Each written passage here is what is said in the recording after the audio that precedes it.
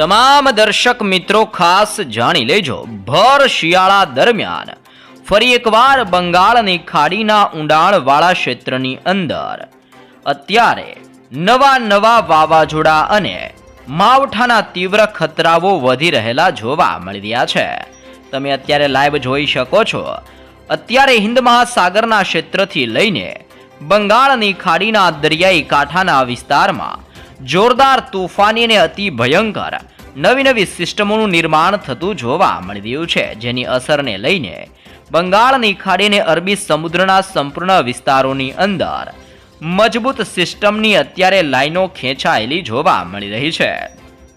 ભિન્ન ક્ષેત્રની અંદર લો પ્રેશર સિસ્ટમના મજબૂત ઘેરાવા પણ સક્રિય બનીને સતત જોર દર્શાવી રહ્યા છે અને હિન્દ મહાસાગરના ઊંડાણવાળા વિસ્તારમાં ભર શિયાળા દરમિયાન નવા વાવાઝોડાનો ખતરો મંડરાતો હોય તેમ દરિયાના ઊંડાણવાળા વિસ્તારની અંદર અત્યારે આ વાવાઝોડું અતિ ભયંકર અને ખુખાર સ્વરૂપ ધારણ કરી રહેલું જોવા મળી રહ્યું છે.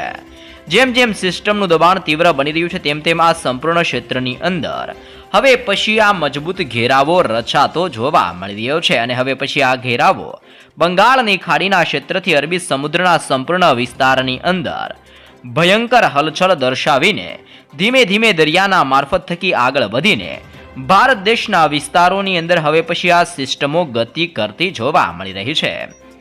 અત્યારે સૌથી વધારે અસર શ્રીલંકાના વિસ્તારો ઉપર જોવા મળી રહી છે. જી હા દર્શક મિત્રો, ભર શિયાળા દરમિયાન અત્યારે માવઠું શ્રીલંકાના વિસ્તારમાં ભૂક્કા કાઢતું જોવા મળી રહ્યું છે. દક્ષિણીય ભારતના તટીય ક્ષેત્ર જેમાં તિરુનમવેલી, તંજાવુર, પોંડુચેરી, કોયમ્બતુરના ક્ષેત્રથી લઈને ચેન્નઈ અને લાલનોરના વિસ્તારની અંદર પણ હવામાનની અંદર પલટાવ આવવાની સાથે હળવો વરસાદ વરસી રહ્યો છે. તો ખાસ જાણી લેજો કે હવે પછી ગુજરાતના હવામાનની અંદર સક્રિય બની રહેલી આ નવી સિસ્ટમોની અસરને લઈને શું બદલાવ આવતા જોવા મળવાના છે. ગુજરાતની અંદર આગાહીકાર આંબાલાલ પટેલ દ્વારા ઠંડીની સાથે કમોસમી વરસાદ અને માવઠાને લઈને શું નવી આગાહીઓ કરવામાં આવી છે, જેની સંપૂર્ણ વિગત મેળવશું. સાથે દરિયાની અંદર સક્રિય બની રહેલી આ સિસ્ટમોની અસરોને લઈને હવે પછી આ સિસ્ટમો ધીમે આગળ વધીને કઈ દિશાઓની અંદર મોટો વળાંક લઈને આગળ વધે છે જેની પણ સંપૂર્ણ વિગત મેળવશું. તે ઉપરાંત ઉત્તરીય ભારતના કયા વિસ્તારોની અંદર સક્રિય બની રહેલા નવા વેસ્ટર્ન ડિસ્ટર્બન્સના મજબૂત ઘેરાવા લંબાયેલા છે અને જેની અસરોને લઈને ગુજરાતના હવામાનની અંદર એ વેસ્ટર્ન ડિસ્ટર્બન્સ કઈ રીતે અસર કરશે જેની વિગત મેળવશું. સાથે ઉત્તરીય ભારતના વિસ્તારોની અંદર વરસી રહેલી ભયંકર બરફવર્ષાને લઈને કાશ્મીરના ક્ષેત્રથી લઈને લેહ લદ્દાખના વિસ્તારની અંદર અત્યારે -26 ડિગ્રીની અંદર ભયંકર ટેમ્પરેચર જોવા મળી રહ્યું છે. આમ અત્યારે ઉત્તરીય ભારતના વિસ્તારમાં હાડ થીજવતી કડકડતી ઠંડીઓ પડી રહી છે અને ત્યાંથી હવે આ ઠંડીઓ ધીમે આગળ વધીને ગુજરાતના વિસ્તારોની અંદર ગતિઓ કરતી જોવા મળી રહી છે. આમ ગુજરાતમાં દિવસે ઠંડીના પ્રમાણમાં વધારો જોવા મળવાનો છે, પરંતુ બપોર દરમિયાન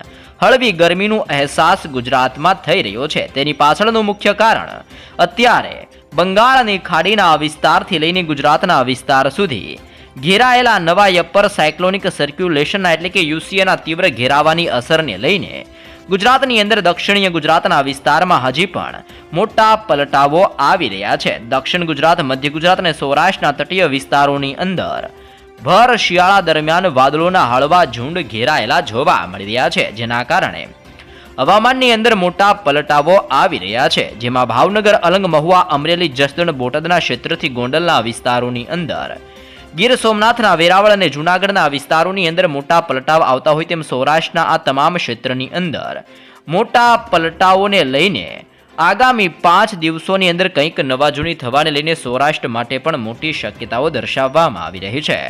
તમે જોઈ શકો છો દક્ષિણીય ગુજરાતના ક્ષેત્રમાંથી અને સૌરાષ્ટ્રના વિસ્તારમાંથી પણ અત્યારે સિસ્ટમના સ્ટ્રફ લાઇનના ઘેરાવા પસાર થઈ રહેલા જોવા મળી રહ્યા છે, જેની અસરને લઈને આમોદના ક્ષેત્રમાં ભરૂચના વિસ્તારની અંદર રાજપીપળાના વિસ્તારથી સુરત, તે ઉપરાંત નવસારી ડાંગના વિસ્તારથી લઈને વલસાડ અને આહવાના વિસ્તારોની અંદર આમ દક્ષિણીય ગુજરાતના સંપૂર્ણ હવામાનની અંદર પલટાવની સાથે ફરી એકવાર વાદળછાયું વાતાવરણ સક્રિય બનવાને લઈને દક્ષિણીય ગુજરાતના વિસ્તારો માટે પણ મોટી શક્યતાઓ દર્શાવવામાં આવી રહી છે.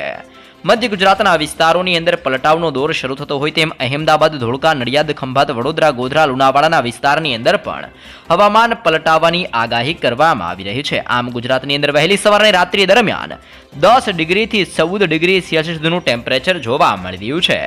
જો કે બપોર દરમિયાન 25 થી લઈને 32 ડિગ્રી સેલ્સિયસ સુધીનું ટેમ્પરેચર હજી પણ ગુજરાતમાં જોવા મળી રહ્યું છે. આમ ગુજરાતના સંપૂર્ણ હવામાનની અંદર અત્યારે ડબલ ઋતુનો અહેસાસ થઈ રહ્યો છે. પરંતુ બંગાળની ખાડીને અરબી સમુદ્રના દરિયામાં સક્રિય બનેલી સાયક્લોનિક સિસ્ટમ અને લો પ્રેશરોની અસરને લઈને હવે પછી ફૂંકાઈ રહેલા દરિયામાંથી ભેજયુક્ત પવનો આગળ વધીને દક્ષિણીય ભારતના તટીય વિસ્તારોની સાથે સાથે ગુજરાતના હવામાનની અંદર પણ પલટાવ લાવી રહ્યા છે.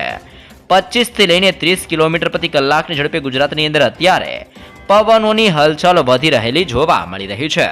દર્શક મિત્રો, ખાસ જાણી લેજો, વર્લ્ડ મેટાલોજિકલ ઓર્ગેનાઇઝેશન દ્વારા હવે પછી ફરી એકવાર બંગાળની ખાડીને અરબી સમુદ્રના વિસ્તારોની અંદર તોફાની હલચલ સક્રિય બનવાને લઈને મોટી આગાહીઓ કરવામાં આવી રહી છે. તમે લાઈવ જોઈ શકો છો, અત્યારે બંગાળની ખાડીના ભિન્ન ભિન્ન ક્ષેત્ર અને અરબી સમુદ્રના અનેક વિસ્તારોની અંદર હવાના હળવા દબાણ સક્રિય બની રહેલા જોવા મળી રહ્યા છે.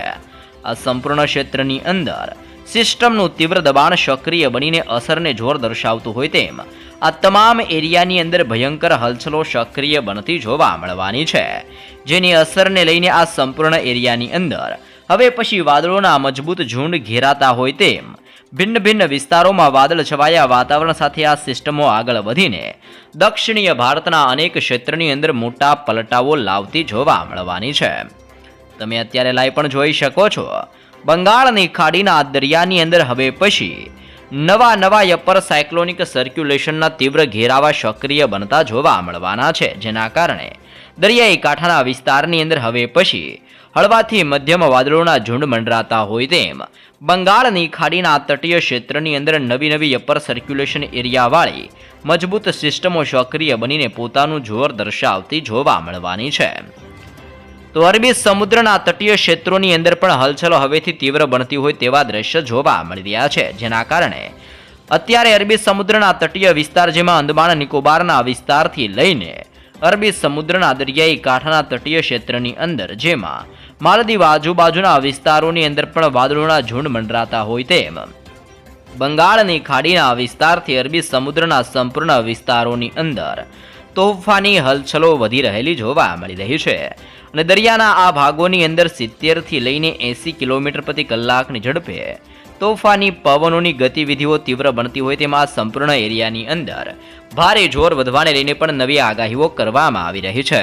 આમ ગુજરાત વાસીઓ જાણી લેજો, હવામાન નિષ્ણાંત અંબાલાલ પટેલની ફરી એક નવી આગાહી કરવામાં આવી છે. જેમાં અંબાલાલ પટેલની જોરદાર આગાહી સામે આવી રહી છે. જાન્યુઆરી મહિનામાં કાતિલ ઠંડી પડતી જોવા મળવાની છે. તો ફેબ્રુઆરીથી લઈને એપ્રિલ મહિનાની અંદર માવઠાને લઈને પણ નવી આગાહીઓ દર્શાવવામાં આવી રહી છે. ગુજરાત રાજ્યની અંદર હાલ ફૂલ ગુલાબી ઠંડીનો માહોલ જોવા મળી રહ્યો છે. ત્યારે હવામાન નિષ્ણાંત અંબાલાલ પટેલની નવી આગાહી સામે આવી રહી છે. તેમાં જણાવવામાં આવ્યું છે કે આગામી દિવસોમાં ઉત્તર ગુજરાતમાં કડકડતી ઠંડી પડવાની સંભાવના દર્શાવવામાં આવી છે.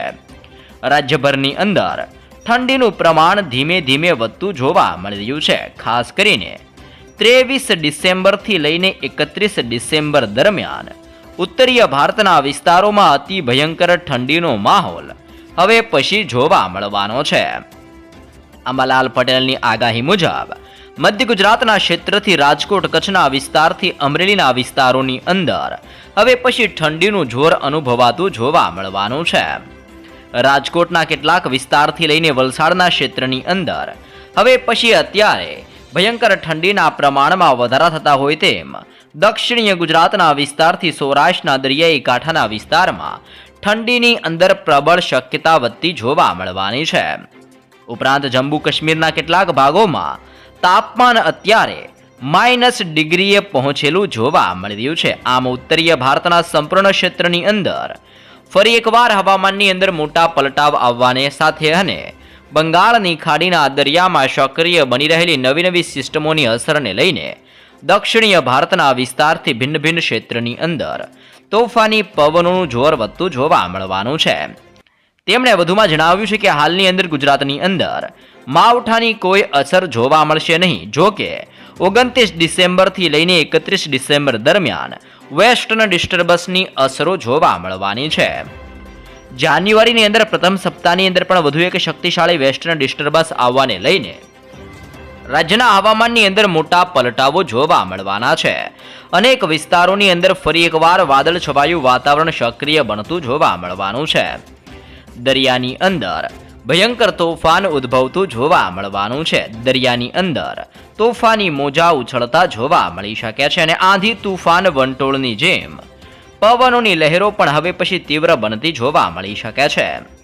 અંબાલાલ પટેલ દ્વારા કહેવામાં આવ્યું છે કે રાજ્યની અંદર 11 જાન્યુઆરી બાદ ઠંડીના પ્રમાણમાં વધારા થવાની સંભાવના દર્શાવવામાં આવી છે. 17 જાન્યુઆરી પછી લોકોને કડકડતી ઠંડીનો અનુભવ થતો જોવા મળવાનો છે. આમ રાજ્યના હવામાનની અંદર મોટા પલટાવો આવી શકે છે. જાન્યુઆરીની અંદર સતત કાતિલ ઠંડી પડતી જોવા મળશે અને ભિન્ન ભિન્ન વિસ્તારોની અંદર વાદળ છવાયા વાતાવરણ સાથે ઝાપટા સ્વરૂપ વરસાદી માહોલની અસરો વધતી હોય તેમ ફેબ્રુઆરીથી લઈને એપ્રિલ મહિનાની અંદર નવા માવઠાને લઈને નવી શક્યતાઓ દર્શાવવામાં આવી રહી છે.